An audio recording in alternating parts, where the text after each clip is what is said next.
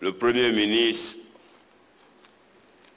avait annoncé sa présence, mais pour l'heure, il a eu d'autres préoccupations. Mais je voudrais quand même le citer, M. Robert Begré-Mambé, Premier ministre, chef du gouvernement, ministre des Sports et du cadre de vie, représentant son Excellence, Monsieur le Président de la République, Monsieur Vital Kamerhe, Président de l'Assemblée nationale de la République démocratique du Congo, Madame la Présidente du Sénat, Madame et Messieurs les Présidents d'institutions, Monsieur Gilbert Kafana Koné, haut représentant du Président de la République, Mesdames et Messieurs les membres du gouvernement, Excellences, Mesdames et Messieurs les membres du corps diplomatique, Mesdames et Messieurs les ministres, gouverneurs, chers collègues, honorables députés, vénérables sénateurs, honorables chefs traditionnels et éminents guides religieux, chers amis de la presse, honorables invités, Mesdames et Messieurs, au moment où s'ouvre la deuxième session ordinaire de notre institution, au titre de l'année 2024, après 3 mois de vacances parlementaires bien méritées, je suis très heureux de vous retrouver ce jour, en ce lieu, creuset de la démocratie participative. Chers collègues, Mesdames et Messieurs, comme il est de coutume, nous partageons la joie de ces retrouvailles avec d'illustres personnalités qui nous font l'honneur de leur présence à cette cérémonie solennelle d'ouverture. Aussi, voudrais-je leur adresser, au nom de la représentation nationale et à mon nom personnel, nos fraternelles et chaleureuses salutations, ainsi que nos remerciements les plus sincères pour l'honneur qu'ils nous font d'être des nôtres. Je voudrais d'emblée saluer la présence distinguée du haut représentant du président de la République, Madame la Présidente du Sénat, ma très chère sœur, je me réjouis de votre présence parmi nous avec les sénateurs, membres du bureau, traduisant ainsi la complémentarité et l'excellence des rapports entre nos deux chambres. Mesdames et Messieurs les présidents d'institutions de la République, je vous remercie très sincèrement pour votre présence en discontinuité à toutes nos rentrées parlementaires. Je saisis cette occasion pour vous exprimer mon infinie gratitude pour la qualité des rapports existants entre l'ensemble des institutions de la République. Mesdames et Messieurs les membres du gouvernement, votre présence à cette cérémonie est l'expression de l'intérêt que vous accordez à la représentation nationale. Nous vous en remercions. J'associe à ces remerciements les membres du corps diplomatique accrédités en Côte d'Ivoire.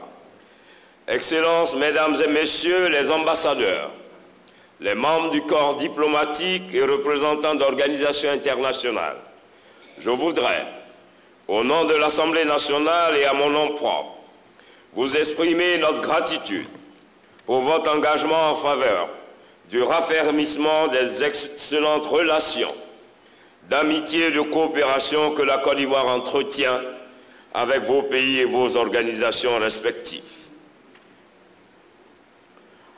L'ouverture de cette session ordinaire est marquée par la présence amicale et fraternelle de son Excellence M. Vital Kamerhe, notre invité d'honneur, président de l'Assemblée nationale de la République démocratique du Congo et sa délégation. Monsieur le Président et chers frères, votre première visite en Côte d'Ivoire en tant que président de l'Assemblée nationale de la République sœur du Congo traduit éloquemment l'excellence des relations entre la Côte d'Ivoire et la République démocratique du Congo portées par 2 hommes d'État, à savoir leur Excellence le Président Alassane Ouattara et le Président Félix Tshisekedi. Je voudrais vous remercier pour l'honneur que vous me faites de répondre favorablement à notre invitation et de m'avoir invité à prendre part, le 16 septembre dernier à Kinshasa, à la cérémonie d'ouverture de la deuxième session ordinaire de votre Parlement. Cérémonie au cours de laquelle j'ai délivré un message au nom de l'Assemblée nationale de Côte d'Ivoire. Je vous souhaite, au nom de l'Assemblée nationale de Côte d'Ivoire, le traditionnel Akwaba au bord de la lagune ébriée. Distingués invités, chers collègues députés, mesdames et messieurs, la présente cérémonie d'ouverture solennelle m'offre l'agréable occasion de dresser un bref bilan de nos activités au cours de l'intercession et vous soumettre quelques réflexions qui seront au centre de nos débats futurs, car elles touchent aux préoccupations essentielles de nos populations. Les 3 mois de vacances parlementaires ont permis à chacun de nous, au nom de la redevabilité, de retourner auprès de nos mandants afin de leur rendre compte des activités parlementaires, de leur expliquer certaines lois adoptées au cours de la première session ordinaire et de recueillir leurs préoccupations. Dans le cadre de la diplomatie parlementaire, axe important de notre politique, j'ai eu à effectuer au cours de cette intercession plusieurs missions, notamment à Montréal, au Canada, dans le cadre des activités de l'Assemblée parlementaire de la francophonie, en ma qualité de membre du bureau de la dite organisation. À cette occasion, il m'a été proposé de conduire une délégation de haut niveau composée de présidents de Parlement, dans laquelle figure le président Vital Kamerhe comme membre de cette délégation de haut niveau. Il s'agit de mener des missions de bons offices dans les pays affectés par des crises ou conflits armés comme le Mali, le Burkina Faso, le Niger, le Nord Kivu, aux fins de traduire la volonté des parlementaires pour un retour à la fraternité et à la paix entre nos peuples. C'est dans cette veine que le bureau de l'APF nous a mandatés pour prendre part à l'investiture du président de la République islamique de Mauritanie. Je me suis également rendu au Ghana dans le cadre d'une visite d'amitié et de travail, mais surtout dans le cadre de la mise en place des présidents de parlement africains, nonobstant la barrière linguistique. Je voudrais, une fois encore, exprimer ma gratitude à mes homologues et aux plus hautes autorités des pays visités pour l'accueil chaleureux qui, à chaque fois, m'a été réservé.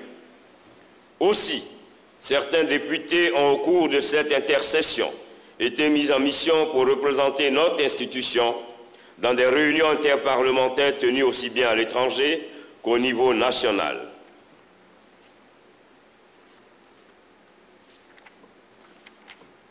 Distingués invités, chers collègues, mesdames et messieurs, la présente session ordinaire s'ouvre dans un environnement national et international particulier. Au plan national, la question de l'orientation sexuelle ou de l'homosexualité communément appelée le phénomène Woubi a quelque peu marqué l'actualité. Je voudrais saisir l'opportunité de cette tribune pour informer nos concitoyens que l'Assemblée nationale n'a jamais été saisie d'un projet de loi visant à légaliser cette pratique dans notre pays.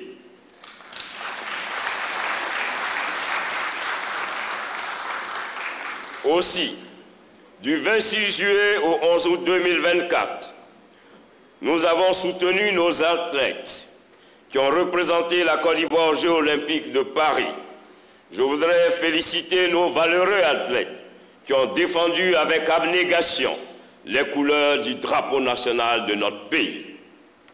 Enfin, on ne saurait ne pas féliciter le président de la République pour le beau défilé auquel nous avons eu droit à l'occasion de la fête marquant l'indépendance de notre pays, la 64e indépendance de notre pays, mémorable défilé qui a permis aux Ivoiriens de retrouver toute la grandeur de notre pays, montrant ainsi que notre pays en plus du développement, est engagé fortement dans la stabilité à travers une puissance sécuritaire.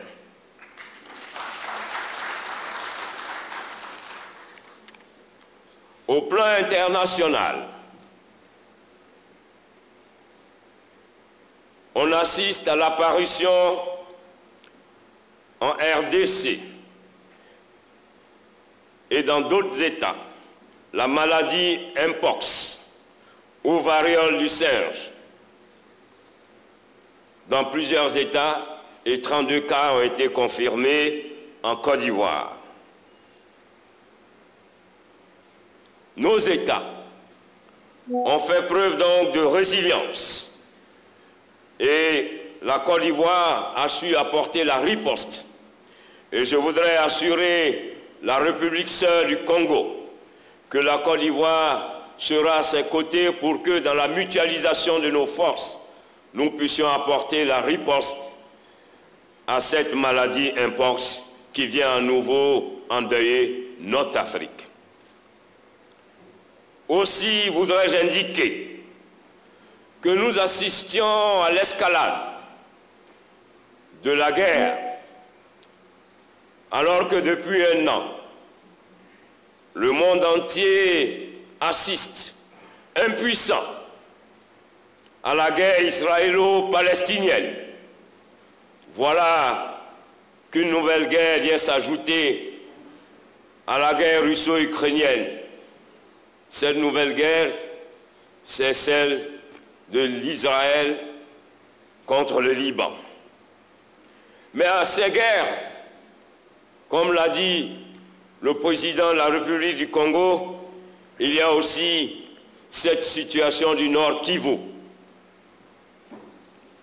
Chers collègues, en tant que députés, en tant que parlementaires, plus que jamais, nous sommes interpellés par la diplomatie parlementaire pour que les parlements de nos pays puissent donc éviter que le monde entier vive d'un traumatisme générationnel.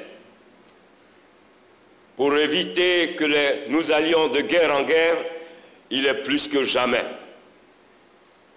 urgent que la diplomatie fasse appel à un cessez-le-feu immédiat sur l'ensemble de toutes les terres du monde entier. Ces guerres ont entraîné des crises énergétiques. Ces guerres ont entraîné des déplacements humains. Ces guerres ont entraîné l'inflation financière. Ces guerres ont entraîné la cherté de la vie, exposant ainsi le monde à un nouvel ordre géopolitique et environnemental. Face à ces défis majeurs, nous, parlementaires, devons prendre toute notre place à travers une diplomatie en vue d'aboutir à la pacification de nos États. Distingués invités, chers collègues, mesdames et messieurs, c'est dans ce contexte international et national que se tiendra l'examen des projets de loi de finances qui occupent l'essentiel de l'agenda de la deuxième session ordinaire de notre Assemblée nationale, qualifiée à juste titre de session budgétaire. Le vote du budget de l'État, comme vous le savez, est une activité majeure du Parlement qui va au-delà des interactions entre le pouvoir exécutif et législatif. Il concerne la société dans son entièreté.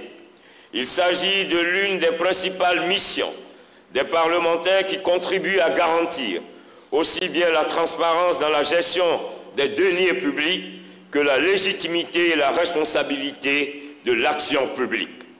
C'est la raison pour laquelle les débats sur les lois de finances ont toujours constitué un temps fort du travail parlementaire. En effet, en tant que parlementaires, il nous incombe de nous assurer que les questions relatives à la cherté de la vie, à la recherche de financements novateurs, à la performance fiscale, à l'amélioration du cadre de vie et du bien-être de nos concitoyens et surtout à l'organisation des prochaines échéances électorales qui sont au cœur des préoccupations de nos populations soient analysées et discutées en toute objectivité au cours de nos travaux. Aussi, devrons-nous œuvrer, à travers l'examen du budget, au renforcement de la paix, de la solidarité et de la fraternité dans notre pays. Chers collègues, mesdames et messieurs, au cours de cette session, outre le budget, d'autres textes de loi en instance sur le bureau de l'Assemblée nationale seront soumis à notre examen. Je peux déjà vous annoncer qu'à ce jour, nous avons reçu 22 projets de loi, au nombre desquels 8 projets de loi ordinaires, 5 projets de loi de ratification d'ordonnances et 9 projets de loi d'autorisation de ratification de conventions internationales. Ces projets de loi ont trait, entre autres, à l'exercice de la médecine et de la pharmacie, à l'état civil, à la fiscalité, à l'activité industrielle, à l'environnement, aux contentieux relatifs au bail, à usage d'habitation et à l'exécution des décisions d'expulsion d'un immeuble. Mes chers collègues, honorables députés, il s'agira pour nous d'examiner, comme à l'accoutumée, tous ces différents textes de loi avec minutie et d'y apporter éventuellement des amendements constructifs pour améliorer leur contenu, tant en commission qu'en plénière. Chers collègues députés, mesdames et messieurs, dans le cadre de la diplomatie parlementaire, il est prévu un point de mire de notre stratégie pour cette deuxième session, la participation de l'Assemblée nationale du 5 au 9 octobre 2024 à la 82e session du comité exécutif et à la 46e conférence de l'Union parlementaire africaine. Je me rendrai à Genève, en Suisse, du 13 au 18 octobre pour prendre part à la 149e Assemblée de l'Union interparlementaire et à la 2e réunion du comité préparatoire de la prochaine conférence des présidents de cette organisation parlementaire. Aussi, je me rendrai les 21 et 22 octobre à Washington, aux États-Unis, pour prendre part au Forum parlementaire mondial organisé par le réseau des parlementaires pour la Banque mondiale et le Fonds monétaire international. Distingués invités, chers collègues, mesdames et messieurs, voilà ainsi décliné l'essentiel des activités qui rythmeront cette deuxième session ordinaire, ainsi que le contexte dans lequel elle se déroulera.